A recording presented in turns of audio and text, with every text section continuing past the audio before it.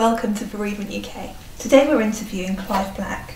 Clive works therapeutically with children. Clive, tell us about the work that you do. The work that really started about 10 years ago, really, when I started working for a professional football club, and part of my role was to develop young talent in the area, obviously working with young children and adolescents. And I found that through a fun shared enjoyment of playing football and coaching football, there was a real connection with the kids.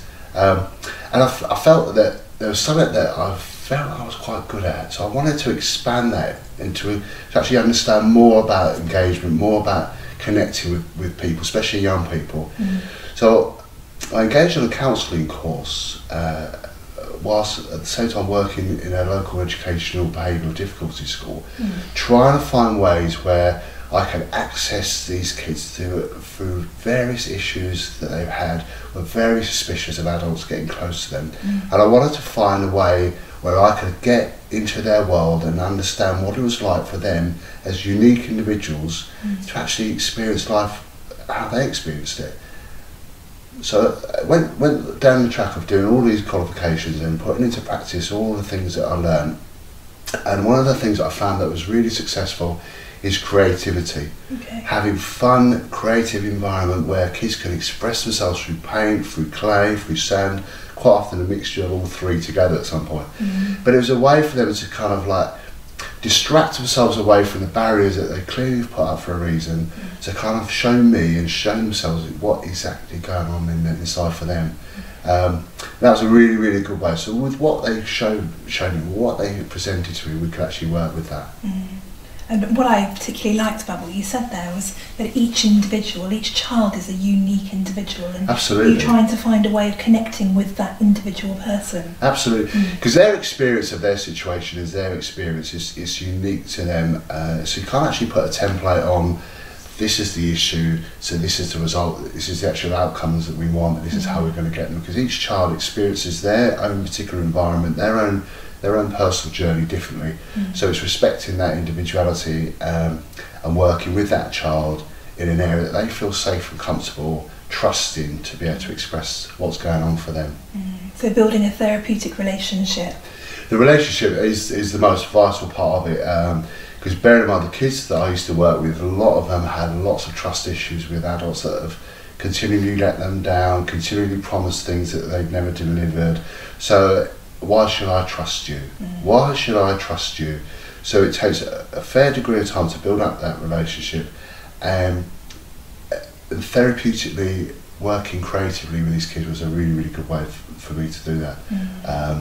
So we worked with a number of sessions, and when we reflect back on where we were to where we are now with a number of my clients, it's quite an amazing journey really that we've both made together. Yeah. So first forging that relationship, kind of making that connection with somebody, and then using creativity and tools to be able to work with the material that they bring. Absolutely, and also working in an environment where you kind of give permission, in inverted commas, that it's okay to express. It's okay to have those feelings, it's okay to have those thoughts, and it's taking them on that journey, having a new experience, going with them on that experience, just allowing the process to take its course. In a really safe environment that you've created for them to be able to do that. Absolutely, yeah. And it's about it coming from them, not me instilling on them. This is what I want. This is what I think you should do. What I think you should say. It's about them and their unique individual experience of what's happening to them. Absolutely, and being in that position where you accept it. So it's so we accept all what you bring. Not just the little bits that I like. It's about you, so you bring everything, and we'll accept it here.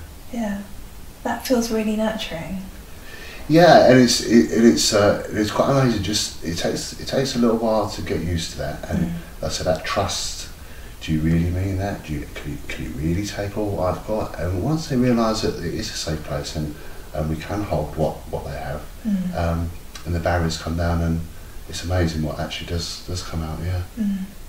Yeah, because I guess those barriers are in place for a reason. They would have put them there as a protection or a defence or a safeguarding against something. Absolutely, and with a number of with the young people, it's worked. They're still here. They've survived. You know, for 9, 10, 12 years. So the barriers they've put up have done a good job. They've kept them safe, And it's about them looking behind those barriers. But do we still need those there? Are they still doing the job that I put them there for? So it's a kind of a bit of self-awareness, a bit of self-exploration, what's going on inside for them. So we do that once a week, and the real work happens when obviously they leave the room. What happens for them during those next few days? What do they reflect back on what they've done? What's the feelings that they've experienced? What's the learning? Yeah.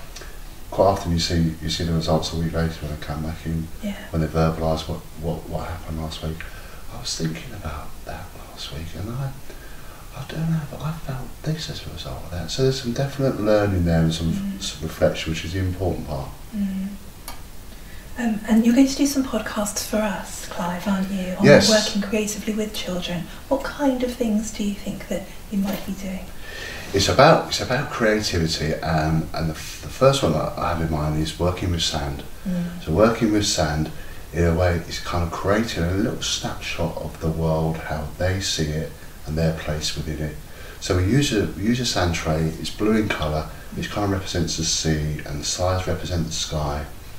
And we use miniatures, which can be things from farm animals to buildings to mystic creatures to fantasy creatures. We use all these. The young people then choose those, and they symbolically represent something in their world, in their life. And the visual effect of them seeing what they've created out for the world and their place in it, how they see it, is quite moving. So quite often we'll do two, we'll do one. This is how it is for you right now. How would you like it to look? So then we work slowly down the path of what needs to happen for you to move from position of this is how it is now to where I want it to be. And visually seeing it in front of you, what you've created, not what I've created, what you've created, this is how you feel, can be quite impactful. Yeah, that sounds like a really powerful tool. Yeah. I look forward to doing that with you next time. And you're going to join us for some book reviews as well? Absolutely, absolutely. I look forward to working with you. Thank you, nice to meet you. Nice to meet you too.